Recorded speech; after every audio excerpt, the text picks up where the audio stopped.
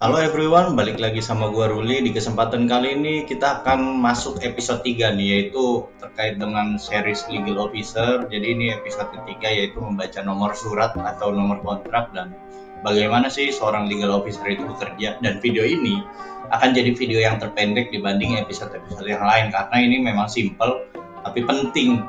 Nah, yang pertama-tama kita harus memahami workflow, nanti baru gua cara ngebaca nomor surat ataupun nomor kontrak itu gimana sih cara ngebacanya, karena setiap kata atau setiap angka di situ mengandung arti, teman-teman.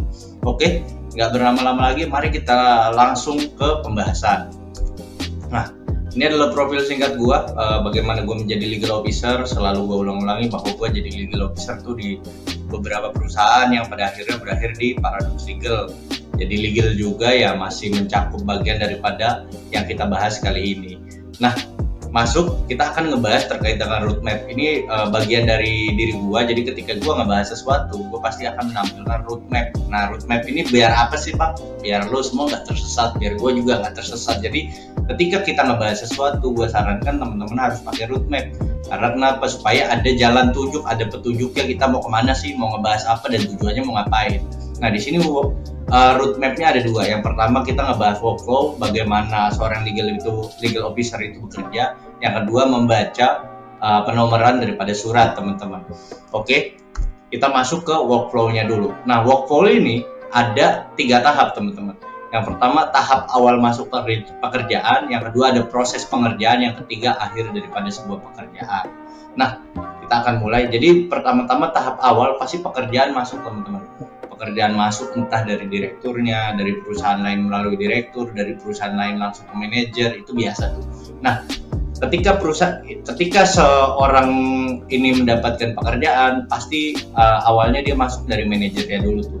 Nanti manajer tuh memetakan staf berdasarkan spesifikasi, teman-teman. Jadi misalkan ada satu divisi legal, di dalamnya ada 4 orang, 1 manajer, 3 staf. Nah, biasanya masing-masing staf itu punya kemampuannya masing-masing tuh. Nanti manajer itu memetakan, oh dokumen ini siapa sih yang bisa nyelesain karena spesifikasi daripada keilmuannya masing-masing. Karena setiap legal itu biasanya punya basicnya masing-masing. Kayak contoh sederhana, gue pas kemarin di perusahaan gue yang terakhir, gue spesifikasi gue HAKI dan perizinan. Automatically segala jenis dokumen yang berhubungan sama HAKI dan perizinan pasti akan masuknya ke gue. Nah, itulah guna memetakan kekuatan daripada seorang staf ya. Jadi setiap staf pasti punya kemampuannya masing-masing. Jadi itulah kegunaan daripada seorang manajer, memetakan daripada kemampuan si stafnya. Kemudian setelah masuknya ke manajer, setelah manajer memetakan staf berdasarkan spesifikasi, nanti dibagiin tuh pekerjaannya. Nah, masuk ke tahap yang kedua. Setelah dibagikan, kita masuk ke bagian pengerjaan. Bagian pengerjaan ini, pekerjaan itu dibagikan, terus nanti si staf ini mengerjakan pada akhirnya. Nah, nanti setelah pekerjaan diselesaikan sama si staf, maka direview bersama sama si manajer, sama kita juga biasanya direview bareng-bareng. Kalau contoh sederhana itu kayak lu bimbingan skripsi. Nah, seperti itulah. Jadi nanti manajer lu tuh nge-review, oh ini ada yang salah, oh ini seperti ini pandangannya, oh bagaimana pandangan kamu. Itu kalau manajer lu egaliter. Nah, beda hal kalau manajer lu tuh otoriter tuh, itu udah susah tuh. Kalau manajer lu otoriter, lu goblok ya dibilang goblok sama dia. Itu banyak tuh kejadian begitu di sebuah perusahaan tuh banyak. Jadi hoki atau enggaknya lu ya tergantung lu ketemu atasan lu baik atau buruk lah gitu. Gue melihatnya seperti itu nanti di dunia kerja. Nah, kemudian masuk ke tahap akhir, teman-teman.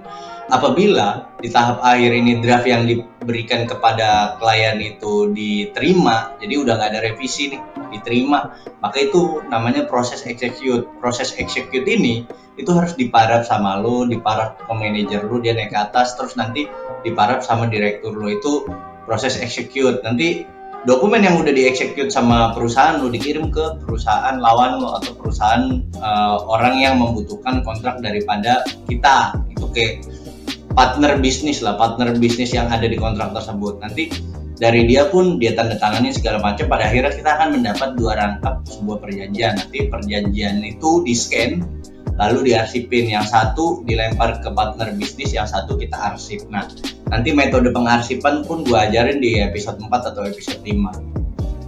Nah, ini adalah bagaimana workflow seorang legal officer bekerja, teman-teman. Jadi ada tahap awal penerima pekerjaan, yang kedua proses pengerjaan, sampai ada di tahap akhir yang pada akhirnya dia harus melakukan pengarsipan dokumen gitu. Karena pengarsipan itu salah satu hal yang penting, karena ketika jadi ada satu perjanjian yang hilang aja, nanti ketika ada proses sengketa dalam ya kusut auto divisi lu karena dokumennya hilang teman-teman. Nah kemudian ini kita memahami arti dari sebuah penomoran surat teman-teman. Nah jadi setiap nomor itu ada artinya teman-teman, dan setiap huruf, angka di situ ada artinya masing-masing. Karena biasanya ini gue nggak bahasanya apa ya, gue ini nggak menjustifikasi semuanya itu bakal sama, enggak, tapi budaya perusahaan pada akhirnya membuat berbeda, tapi intinya tetap satu, ada artinya semua. Gue kasih contoh, ini adalah penomoran surat di kantor gua. Contoh sederhananya 01 berarti nomor 1 di bulan ini, karena setiap bulan biasanya riset lagi ke nomor 1 teman-teman. Jadi misalkan sekarang tanggal 17 Maret udah masuk 01 misalkan, nanti berarti bulan April tuh mulai lagi 01 gitu. PS berarti nama sebuah perusahaan. Nah ini contohnya perusahaan gua nih, PL nih, Paradox Legal atau PS lah.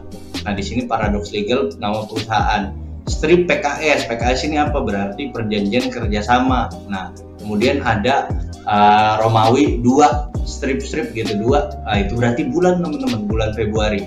Nah 2023 berarti tahun. Berarti kita bisa spesifikasikan bahwa 01 itu merupakan nomor, PL itu berarti nama perusahaan, PKS jenis dokumennya, strip 2 atau Romawi 2 itu merupakan bulan, sampai akhirnya tahun. Pasti di setiap perusahaan punya budaya penomorannya masing-masing. Nah ini gue cuman mengajarkan bagaimana teman-teman membaca sebuah nomor yang bisa teman-teman itu definisikan. Sebenarnya di nomor ini ada masing-masing artinya gitu teman-teman. Biasanya juga antara nomor surat dan nomor perjanjian itu beda, karena nomor surat dan nomor perjanjian biasanya dipisahkan. Nomor surat itu sendiri, nomor perjanjian itu sendiri. Biasanya kalau nomor surat ini di sininya bukan PL atau PKS nih biasanya. Biasanya PKS-nya itu diganti, misalkan surat apa diganti pasti SR apa gitu. Itu tergantung daripada budaya si perusahaan kita di mana kita bekerja masing-masing gitu teman-teman. Nah oke, sekian ya, itu aja yang bisa gue sampaikan. Kurang lebihnya mohon maaf. Sampai jumpa di perizinan selanjutnya.